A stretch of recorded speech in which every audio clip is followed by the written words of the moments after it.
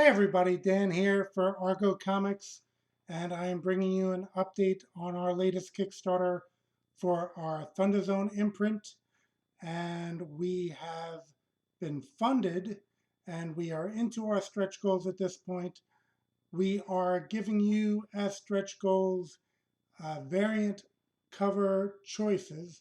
So we have new Thunder Guard covers that have been added. We actually hit stretch goal one, so we have two covers on that where during the surveys, you'll be able to choose what cover you want on each title that you back. And in that respect, we will have two more cover choices now for Thunder Guard number one by Gilbert Monsanto, who did the art and colors. A fantastic job. And we have another uh, cover coming from Nightclaw artist Carlo Gardi, who his cover is colored by Tio Piniero, and that is again another cover for Thunder Guard number one. So I'm going to put the link in the description below, so anyone who hasn't seen the Kickstarter yet can just follow that link and check it out. Uh, As always, please like the video, subscribe to the channel, and hit the bell for notifications so that you don't miss out on any of the content coming around. As you know, mainly we do here the Indie Monster Haul, where we show the independent comics that I have been picking up, okay, and not just, the bigger company indies. We get, the small press, the micro publishing. A lot of great books out there that I think sometimes people don't always get a chance to hear about.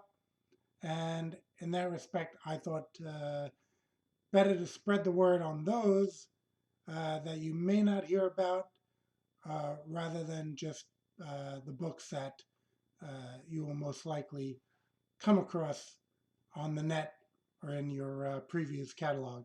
Um, so this is again the Thunder Zone imprint. Sometimes people ask, what is the difference with that and Argo Comics? Argo Comics are all my characters, so I've created them all and do all the writing for the most part. Occasionally we've had a guest writer here and there, but that is now going on almost 20 years.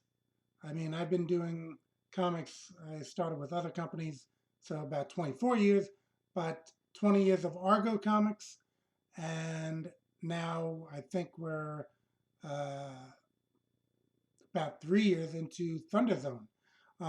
So Thunder Zone, as opposed to Argo Comics, which again are all my titles and all my characters, Thunder Zone is a shared universe with different creators who are having their books occur in the same universe for the most part. We have a couple characters who uh, live outside of any universe pretty much, like Realm Rex living in the void uh, on his own kind of space station with Ivy. Um, so on a couple occasions, they are outside of, but for the most part, everyone's on the same Earth, and there can be interactions. We do see a little bit of this already in Chronicles of the Metaversal, uh, and now in Thunder Guard, you'll get to see six different creators with their characters coming together. Basically, Thunder Guard is a organization uh, from the UN to activate heroes as needed. So we have a field commander, Major Payne, who actually is at the headquarters, and she will look at the situation and assign the best heroes for the job. Um, so in that respect, six heroes uh, are chosen for this mission. And again, we break that all down at the campaign. You can get a look at them all and descriptions just at the link at the Kickstarter. Uh, I do have some Thunder Zone books handy, so these aren't really characters that are in that, but actually most of them are appearing in that new variant cover. Our second stretch goal, we have Rom Frere drawing our stretch goal cover uh, for stretch goal number 2. Um, and in that cover, we have, again, just some Thunder Zone heroes who can be activated uh, for a mission. It's pretty much a voluntary basis. You know, the UN approaches the hero, says, "Can we count on you?" Most heroes see the benefit of teaming up and being on call for such missions. So they get a pager, and then they're able to get teleported uh, if needed to the headquarters, get a mission briefing, and then be dispatched onto the mission. Um, and in that respect, uh, we do put the call out for other people's independent characters uh, to make cameos or be a full-fledged member. So in this Kickstarter campaign, we do have spots available on Thunder Guard number 2. So if you have an independent character who hasn't seen publication, well, it can have seen publication already, but there are a large amount who have not. Uh, you're able to back that reward tier, get your character in the book, and it's not really just like a little cameo. It's a starring role with the other members of the team. So I usually, well, in issue 1 at least, did like an intro page for each character, have them active in the story, and then we have a full page pinup of each character in the back of the book. Um, and you're on the cover, everything like that.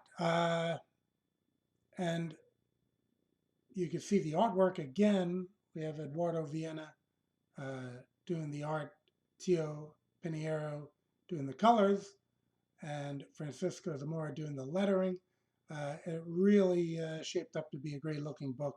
We do have preview pages at the Kickstarter, so you can just check that out. But again, it's a way for people's independent characters to get published, get a copyright on them because they've seen publication, and we'll put a copyright notice with your character um, in the book.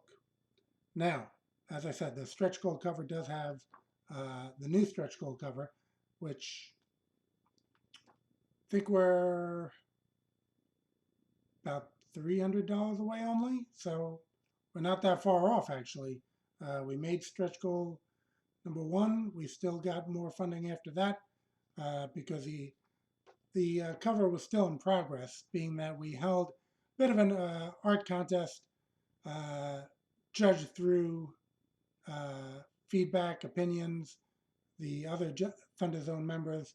So a couple things came into play, and Rom Frere was the winner of that. So he's doing the cover, one of the characters being Nature Man, okay, which is a Thunder Zone title.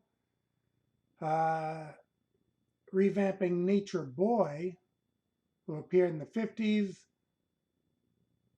co-creation of John Buscema and Superman creator Jerry Siegel. Okay, so they had a short little run of Nature Boy, who had elemental powers given to him by the a pantheon of fictional gods.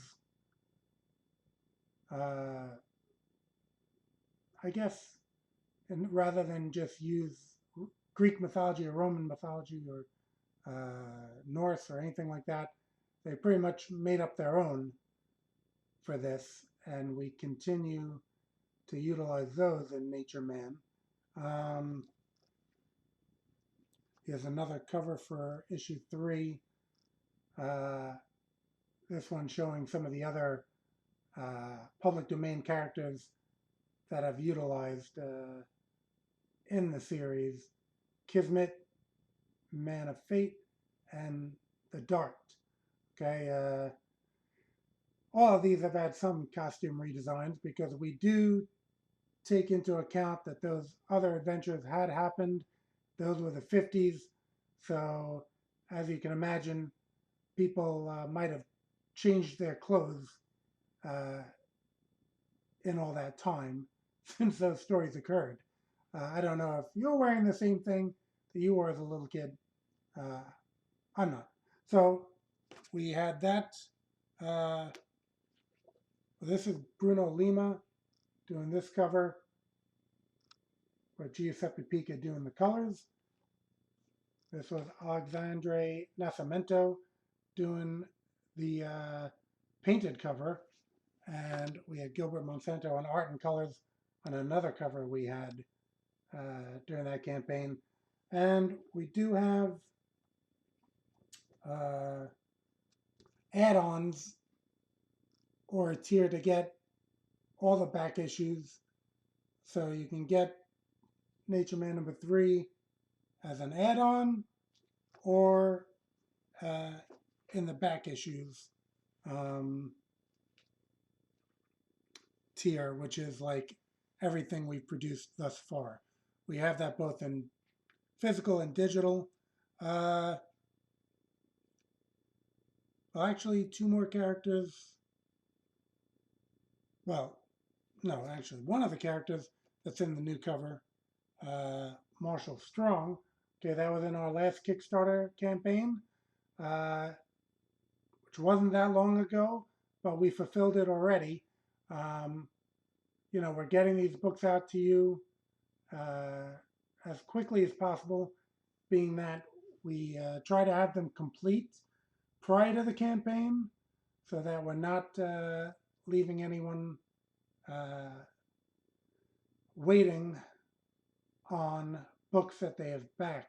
Okay, we try to do that in a fairly rapid amount of time so that you can put your faith in us that we're going to deliver uh, and deliver in a timely manner. Okay, so this is Mike DeShawnee's Marshall Strong. Alan Tomasi did the cover with Alan Faria doing the cover, the colors. Um, so we had this cover.